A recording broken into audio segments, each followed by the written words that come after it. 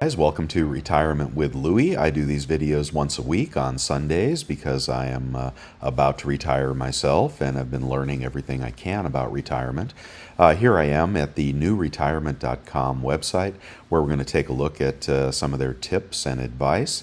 And while I'm thinking about it, they do have a free trial sign up, so you can go ahead and explore their retirement calculator, the most robust retirement calculator you can find for us novices anyway.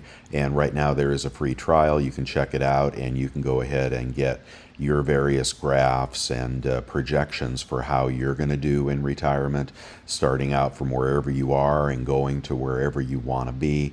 It'll capture everything from your debt to your Social Security, your 401k, your income, your inflation rate, etc. Really robust software, so I do highly recommend you check that out and noodle around during the free trial period. You can actually build an entire financial plan during the free trial period and not even need to pay the ongoing subscription. But I have signed up and I've never looked back. I'm a paid customer for newretirement.com, and I really recommend it, especially if you're not sure how your future is looking and what you may need to adjust to get to the outcome that you're looking for.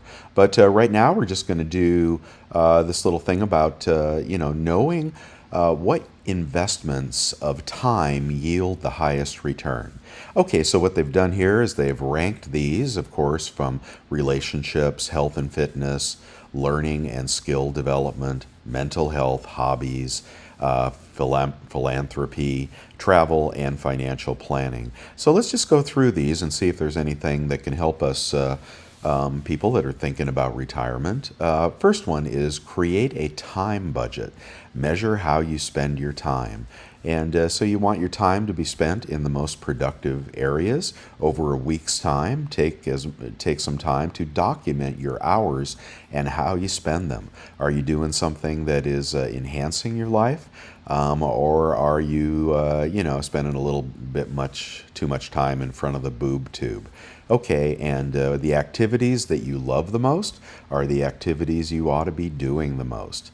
Understand time as time goes on. And you don't want to have any regrets. Let's see. In 2008, a computer science professor delivered a commencement speech. He said, "It is not the things we do in life that we regret on our deathbed. It's the things we do not. I assure you, I've done lots of really stupid things, and none of them bother me. All the mistakes and all of the dopey things and all of the times I was embarrassed, they don't matter. What matters is that I can look back and say pretty much any time I got the chance to do something cool, I tried to grab it." That's pretty good advice, I think. Live your life to the fullest. Think about aging. Well, I will tell you that life looks a lot different when you're 50-something than it does when you're 66 and a half, like I am. When you're 50-something, you could be buying that bigger house. You could be, thinking, I really like a two-story house.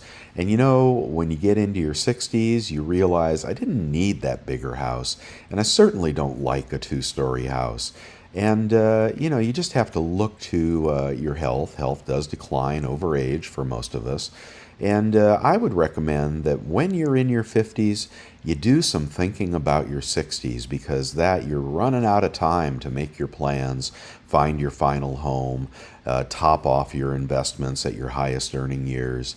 The 50s are really a remarkable age to do some planning, and many of us overlook it. I know I was doing exactly the wrong things in my 50s that I had to correct in my 60s.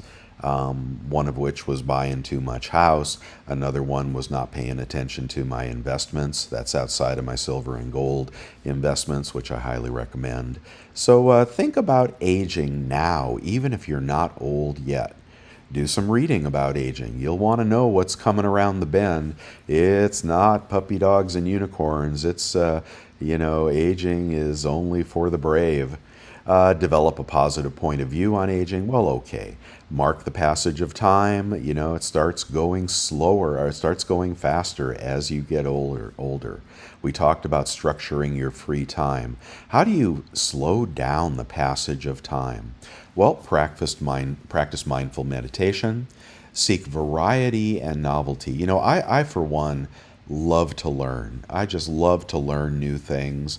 And you could say maybe I'm a jack of all trades and a master of none. But I think learning is the most valuable thing you can do, and it just keeps your brain active. And, becoming an expert at something new is really exciting. And then there are those things that can actually throw off income, and I love to learn about stuff like that because the more income I generate in retirement, especially passive income, well, it's just going to be easier to live and get the little toys that I want and help the kids. A lot of what I do is not necessarily, to top off my retirement plan, but I think about the kids a lot.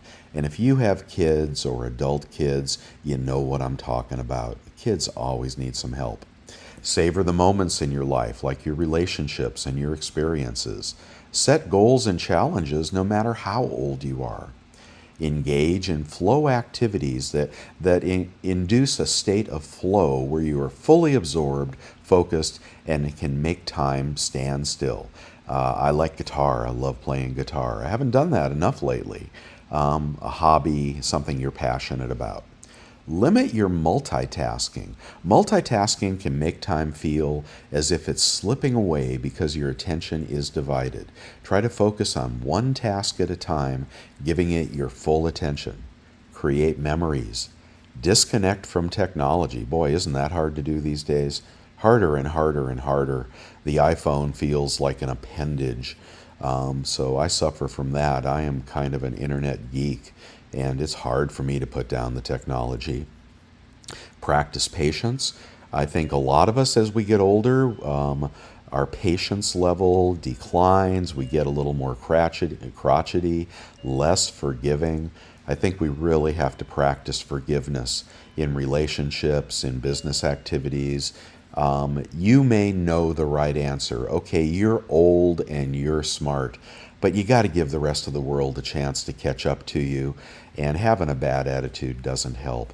So practice patience and forgiveness and grace. I think that goes a long way because you want people around you in retirement. You don't want to push them away, even if their dog craps on your yard. Okay, reflect and journal. Taking notes can be a good thing. Create rituals that can structure your day so you stay productive. And limit overcommitment. Overcommitment to too many activities or obligations can lead to a rushed feeling and the perception that time is slipping away. Don't overcommit. There may be lots of things you want to do, but pick the most important two or three and give that your all. Don't overcommit yourself. You're going to get tired as you get older, and you need some time to go fishing. All right. Well, that's all I'm going to have for you on this blog, but I do recommend New Retirement. There are tips and tricks coming out all the time, and I do recommend the software that has the free sign up. And tell me how you like that if you sign up for it to see how your plan shakes out. We all have challenges. Let's say you have a mortgage. You're taking a mortgage into retirement. You got debt. You want to handle that. You want your plan to grow over time, but none of us approach retirement with the perfect setup. The sooner you start planning, the sooner you get yourself, your assets working for you, the better the outcome will be. So do check out that free trial as well. And I do appreciate you tagging along with me for Retirement with Louie. I will be back next Sunday with more retirement tips and tricks. And I do hope you'll join the growing community of people getting older. Okay, man, if that's you, come on along. We'll talk about everything. I'll see you next week.